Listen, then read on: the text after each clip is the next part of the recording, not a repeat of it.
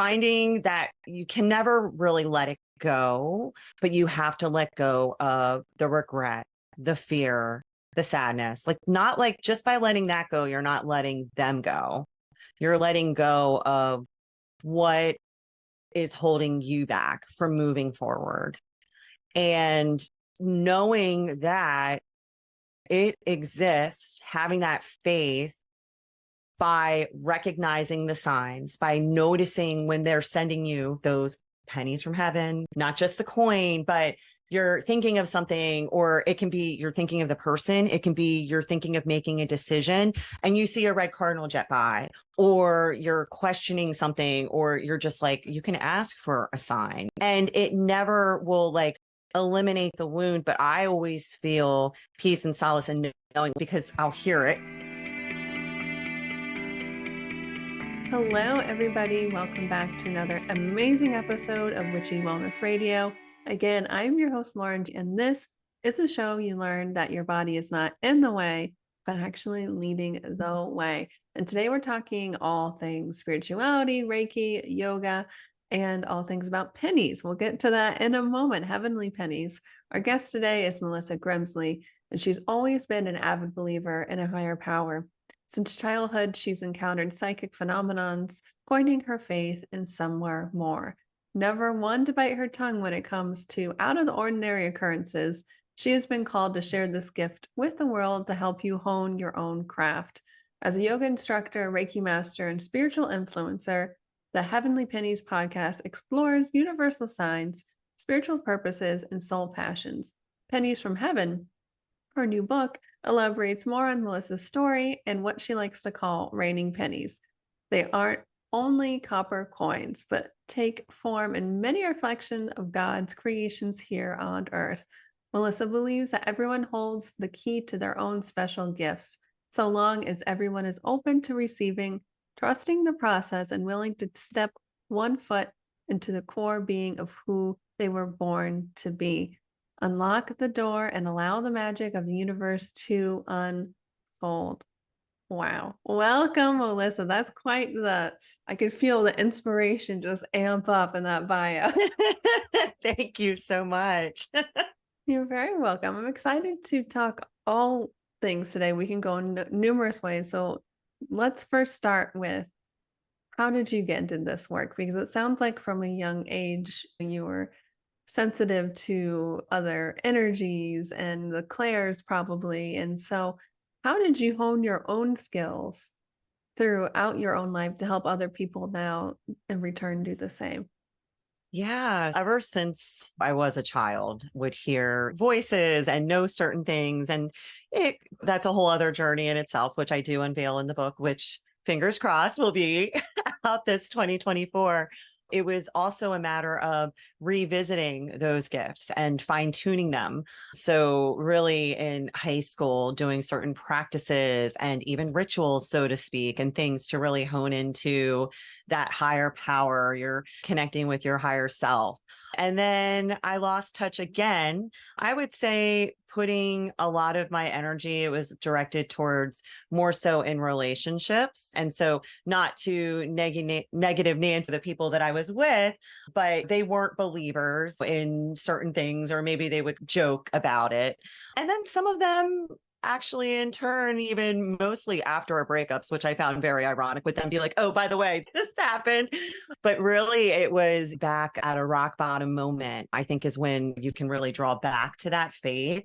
Was when it was maybe about just over, actually it was about now, it would be about 14 years ago or so, where I was at like my first rock bottom moment and just honed into more of my own practices again, meditations, and taking note of my dreams and recognizing certain things that were pointing me in certain directions, which it kind of is in part with the whole journey with my book.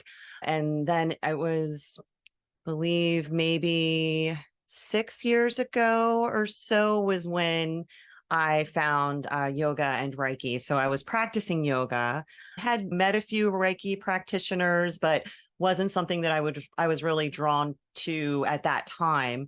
Ironically, someone did tell me years ago, though, thinking back, that I was an energy worker. And I'm like, yeah, okay.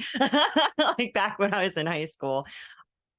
But yeah, it was about around that time that I started receiving messages from God, source, what you believe in, just telling me that this was my purpose, that I needed to get certified not only in yoga, but also Reiki at the same time during a period that I was unemployed. And I was like, all right, let's go.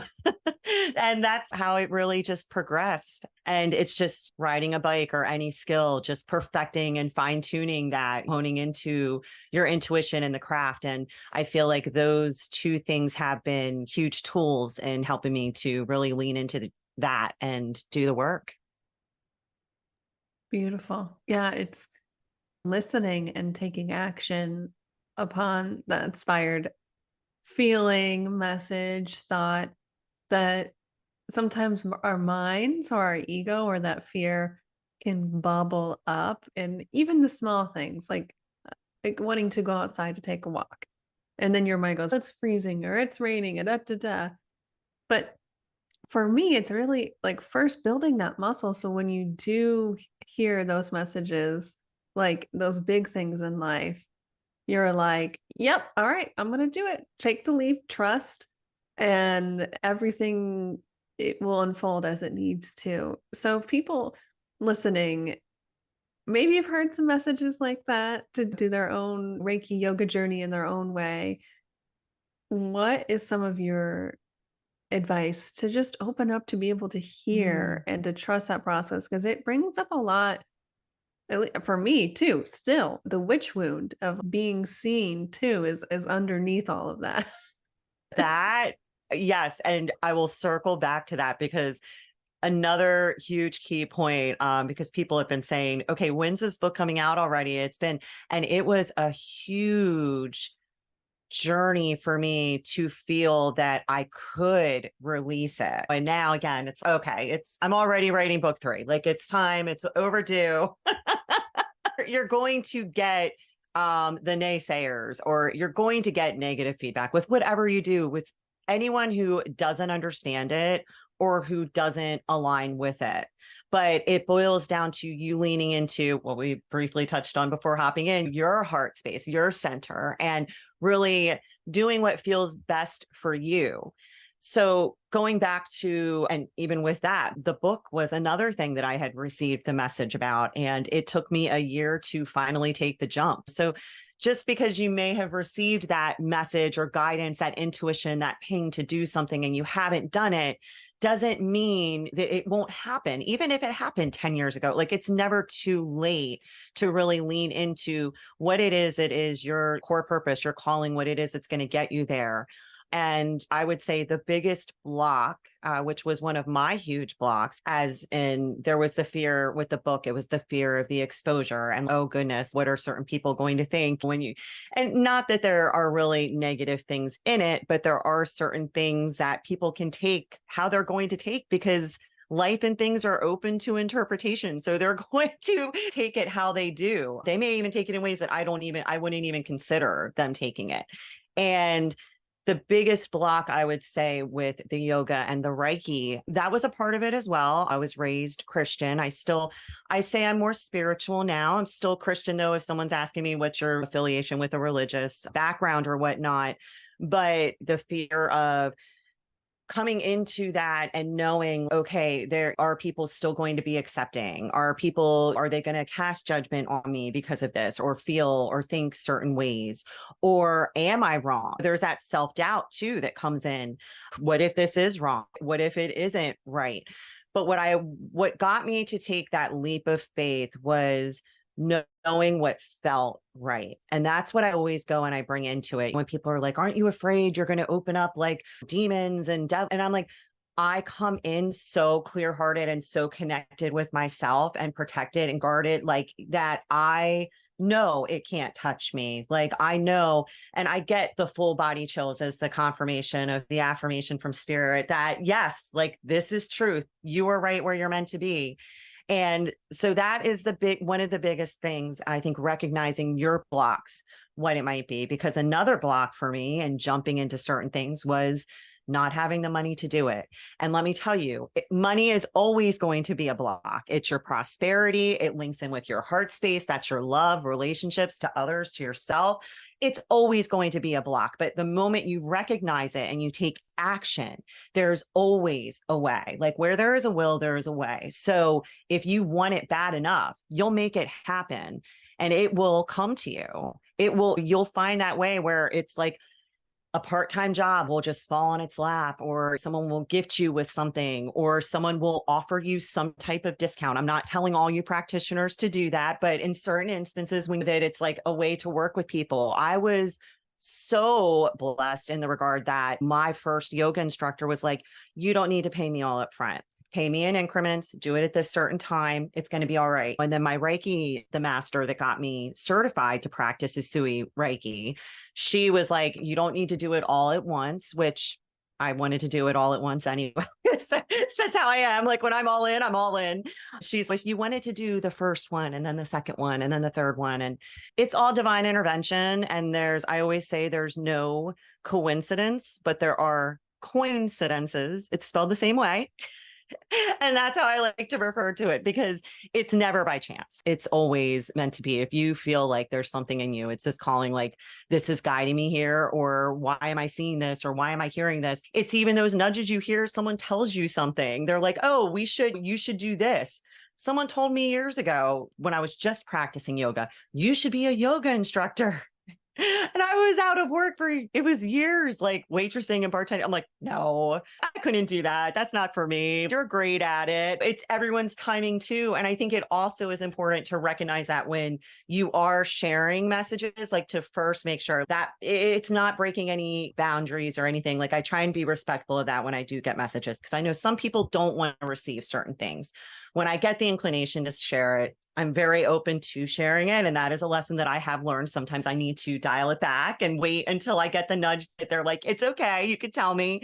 But then also not pushing. When you get those nudges to like keep telling them to do something, like, yes, but there's a fine line for people to really like find it themselves when the timing is right. And I think it's just all a matter of just going the course of what your journey is. Wow. So many places to go. And I think for me this week, I want to bring this up. So I know my third eye is opening, and just based on like ego stuff that's coming up and then spiritual stuff, I've always felt a lot of energy. My Kundalini's been active. It's always been in the body, and the fear of death and surrendering has been coming up for me this week. And based on what your story and how I just feel like this is something we could unpack together. And me sharing my vulnerable parts of my journey right now with the listeners, there's always another level, I think, to open up and expand.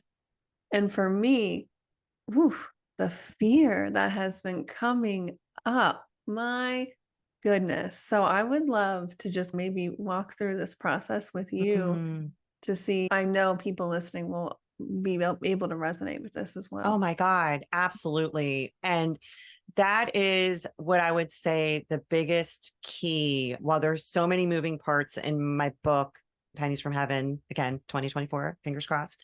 Again, there's fine lines. It's when it's you manifest it like it's coming, but then you got to push it through. So I'm like birthing the baby this year. Like it's been like carried in the womb. It's come on, let's go. But one of the big things, and I feel like I'm still really honing into that craft of this gift that I have really not come to master to, but I'm really mastering it, is to help people that either have lost a loved one, or even to a sense of helping those in transitioning when it is time. And the reason why is because this is something, it's another layer. It starts with, oh, okay, hearing things, knowing things, whatnot. But then it has come so second nature. And this is another point too that I want to dial back to really quick, because I know you had mentioned with following the pings and like the intuition and stuff and leaning into those things. One thing I just recently told my friend, because she had said, how is it so second nature? Because I will be talking on the phone and it's just like, bloop, blah. And it's like word vomit. I just spit it out and they're like, how, what? And they're like, and I'm like, listen, it came from source. Like I got the goosies, just take it. And they're like, okay. And when some of my friends are like, they know when it happens, they're like, I'm holding on to that one. But she said, how are you so where it's just so connected at times? And don't get me wrong, of course, like I have times I'm clouded and whatnot. But the biggest thing that I have done, and this was actually advice from, forgive me, whoever this was. I don't remember who it was that told me this. I think it may have been Tina Vesley, may have been. I'll give her a shout out anyway. She's someone who I had on my podcast years ago, but it was leaning into those. It was like, you're not trusting yourself as much, like you're not listening. And I'm like, not listening. And it's like those subtle intuitive moments, like those little things where it's like, pick the one on the right, or don't drink that, eat, get this, or just littlest things. And sometimes I'm like, really? But I even feel like I want this one, or I feel like this makes more sense. But I've gotten more to, instead of questioning it and sometimes allowing ego to take over and like what I feel like or think maybe right, is I've just leaned into that more naturally. Like that is something I would say if you're looking to tune in to practice. So something to bounce back with that. But so dialing back to with helping with transitioning, and because it is something I know sometimes I can get so stuck in my head if I think of the time, I'm like, oh my God, like someone who I love, who's close to me, the thought of them passing or something happening, and I get psyched up and I'm like, oh my God. Or even the fact I'm like, life is short. And I had a very close friend of mine who had passed away, and she was young, in 32, like that's young.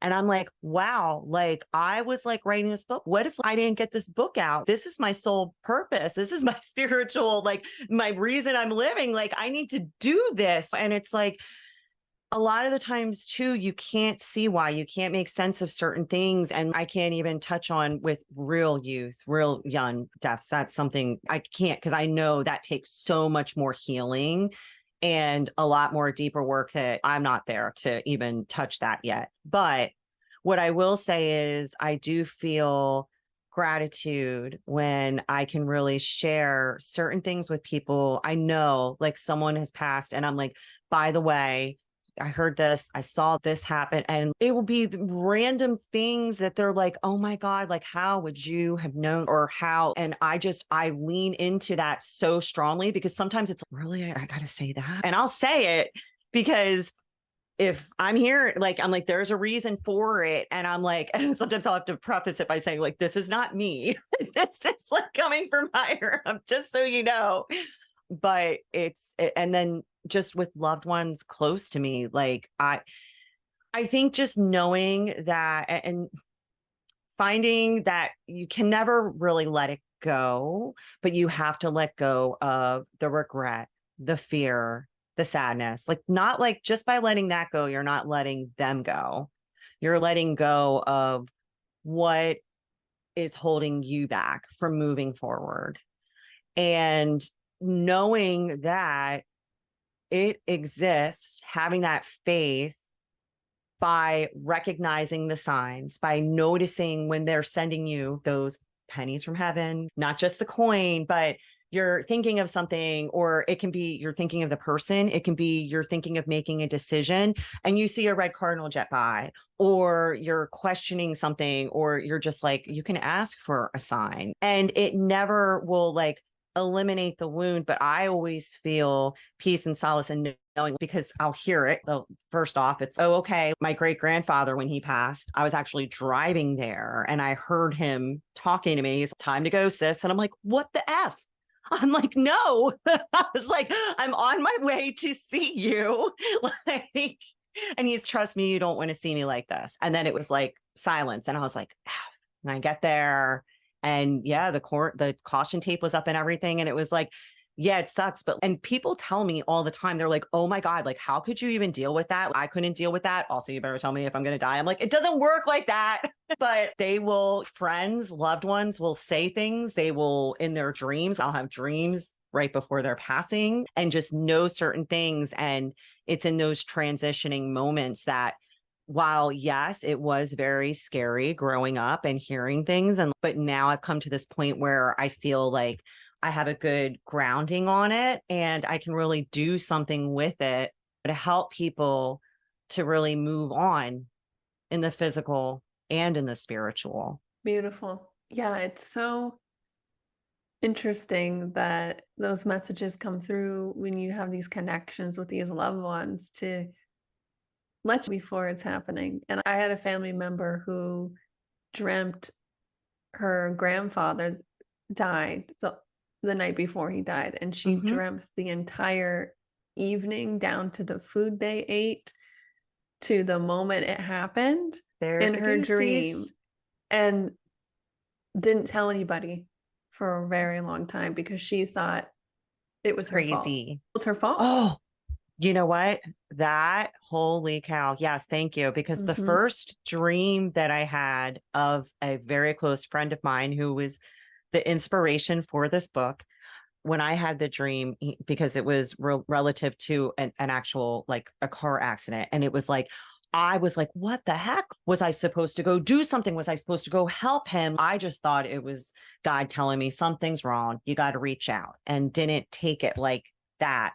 And I did harbor that guilt too. And that in turn was a block for a bit, because that was a period of time that, again, being caught up with relationships or putting everyone above my own self, partying too hard, not being clear headed, those all were influencing factors.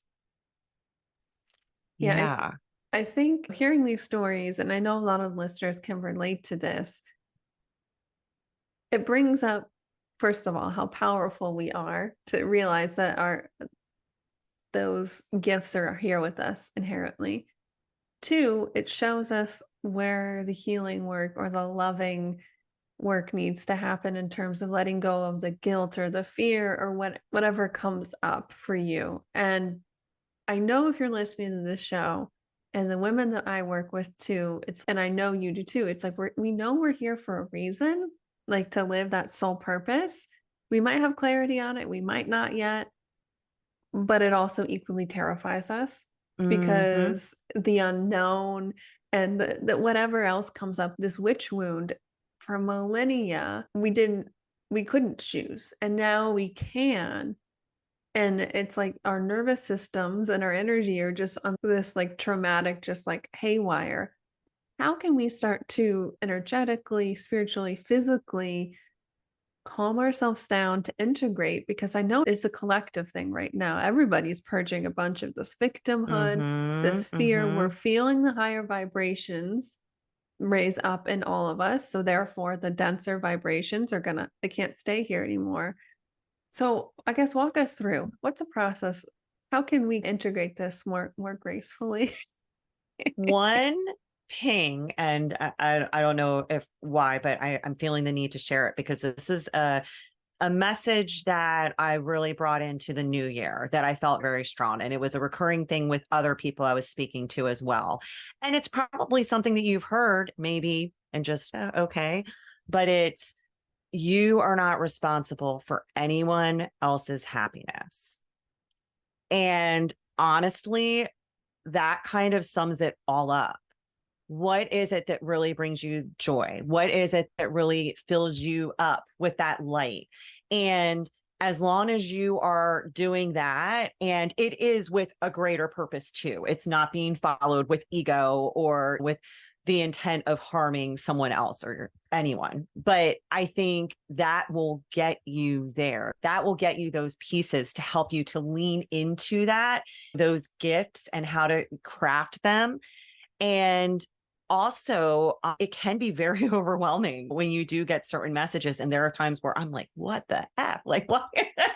Like, why is this? But you're only given what you can handle too. So it's, if you are being granted with this gift or this knowing of something, like trusting that and leaning into it and recognizing the difference. Because whenever you're stepping more into your light, you're coming more full circle into who you truly are meant to be, you are going to be ridiculed, attacked, like in whatever way it may be.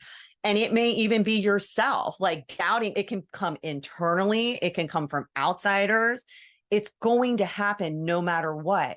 But it doesn't matter, because as long as you are that driving force and doing what it is that's bringing you that fulfillment, you that joy, and you are filling up your cup, then that's all that matters. And I think just honing into what those practices are and really just leaning into that. And that's going to help, because then it's those moments, even when I'm like, okay, maybe I don't know, but I'm doing it. And then I'll also get the reassurance, because then at the same time that you're going to have the negatives coming, and you're going to be getting the positives to help bring you back up, to raise that vibration. And I think it is important to really grounding yourself, knowing that you may be feeling, like you said, these old witchy wounds. It may be from present time, it may be from past lifetimes, which I know I'm a believer of, that you are carrying this, that we're carrying it not only physically coming into this form, but also spiritually, mentally. And it's a matter of shedding those layers and recognizing when the triggers and the traumas are coming up, not beating yourself up either when you're human and you have a reaction to something, but knowing how to flip the switch, knowing how to change it, knowing how to, now at least I may not always react the way I want to always react, but at least I'm more mindful of it. Just bringing that awareness to the forefront, I think, can really help you as well when you're really honing in with what it is that's happening, so that it isn't something that then you're like, oh, shucks, shouldn't have done that. Shouldn't have said that. Because it is very easy to get in defensive mode when you do feel you're being attacked or there's something coming. To that note, with the spiritual attack, I was just telling my friend, I was like, what the heck is going on? I was, for certain practices that I do, again, I say I'm spiritual, and I've said, you could call me a witch if you wanted to, because when there's a full moon, or I'm lighting a candle, or I'm manifesting and sitting there, these are all things that, oh no. But what I found was certain things, like with me, with practicing Reiki, was really coming to the forefront, and how it's not accepted. And this was something that held me back initially from stepping foot into practicing Reiki as well. But it was how it's not allowed. Jesus is the only savior, and we're not supposed to do it. It's like, but how? And instead of, I took it initially, it felt, because it was coming from someone that I was like, whoo, I felt it. And I've also heard from people, again, close to me, that you shouldn't, if you're hearing things from people that have passed, and I'm like, but these are things, like, it's not the devil that's coming and talking to me. Like, these are things that are real, legit things that have helped people. Like, when I say, there's no denying that. And honestly, you only know if you've experienced it on either side of the receiving ends. From that regard, instead of, because initially I was like, oh, my immediate reaction, the way Melissa used to be like, I'm blocking you, I'm deleting you, I'm not talking to you. And instead, I really sat in it and I didn't respond right away. I was like, let me process this, let me see. And then I'm like, okay, I was like, this is like not being reflective. I understand. I respect that, because you were raised in this. So I'm not going to knock that. I'm just going to express to you why it is that I do what I do. And let me tell you something. When I did that, the next morning, we actually had a conversation about it. I ended up sharing a message that helped this person in turn. So it was like, okay, it was like, it was coming to this no, but then it was like, okay, now the person may not talk to me for a little while, because they may be like weirded out by it and being like, okay, let me. But the point is, I didn't allow it to consume me, to react in the ego form. And I just found a way of trying to communicate it in a way that and some people may or may not understand. And that's okay. I always say I'm doing this not with the intention of being like, this is the right way, this is the way it has to be. I'm trying to help people to find a place, like that focal point, like, where is it that we can all like understand or unite as one, because that's really what it's all about. And it's not saying that someone else's views are wrong either, because someone can have completely different views than me, but it's your perception. It's how you're seeing things. And it's also helping you to live in your light the strongest that you can. So if you're living the light the strongest that you can in practicing some other religion or doing something else, or maybe not believing in God at all, like that is because you are serving the best way that you can serve your higher self, whether you recognize it or not. Beautiful. Thank you. I think Thank that you. definitely resonated a lot with me. Yes. So if people were interested in working with you virtually, do you practice Reiki healing sessions virtually too, or just in person? How can people get a hold of you if they want to learn more and work? Yeah, so I definitely do virtual readings and everything as well. I do to say, I like to preface it with, because my Reiki sessions, some people, they just want the Reiki. And that's fine. And I can do that personally. And the way that because I also train people as Reiki practitioners too. And in the future, I have my credits for it, but down the road, I also am going to work on getting people certified as yoga teachers as well. So with that being said, like what I teach my Reiki, like students that I've helped in their training as well is, and the way that I explain it when I'm offering Reiki services is that I will share messages that are coming through as I'm working through the chakras of the body, because it's helping you to heal. Again, it's mental, spiritual, physical. So while not all Reiki practitioners function that way, and that's completely fine, and it is different when I'm working in a senior living facility and there's a group of senior citizens, I'm not really sharing that. I may be mentally sending a little something to our higher selves, but I'm not going to be like word vomiting what's coming out. But yes, I will if you are open to it. And that's why I always like to ask if you're open to receiving messages and whatnot. I will share it. I never share anything of dark. It's not like I'm going into your closet and I can see all these things that you don't want people to see, because God and the Heavenly Pennies team, they're only going to let me see what I'm meant to see. So I always like to let people know that as well. But yes, I do it virtually. I also do yoga. If someone wants to do yoga or meditation virtually, I'm certified and specialized in meditation as well. So, yeah, you can find it all on my website, the heavenlypennies.net. I couldn't get the .com. It's all right, but it's a .net. And side note, I am excited. I'm very grateful. I just want to say, Lauren, for you really seeking me out. Again, there's no coincidences, there's coincidences. And I'm really happy that you found me and connected. And while it wasn't time to quite be on my podcast of Heavenly Pennies yet, because I still have a huge backlog, which also, if anyone wants some like extra intern, if an intern or someone who wants to do some side stuff, please send them my way, because I'm at that point and this book's going to come out and I'm like, oh my God, I still don't even have all the episodes. It's a lot. It's a lot that goes on in the back end. And I'm just too much of a perfectionist OCD to do it myself. So I just like to put that out there.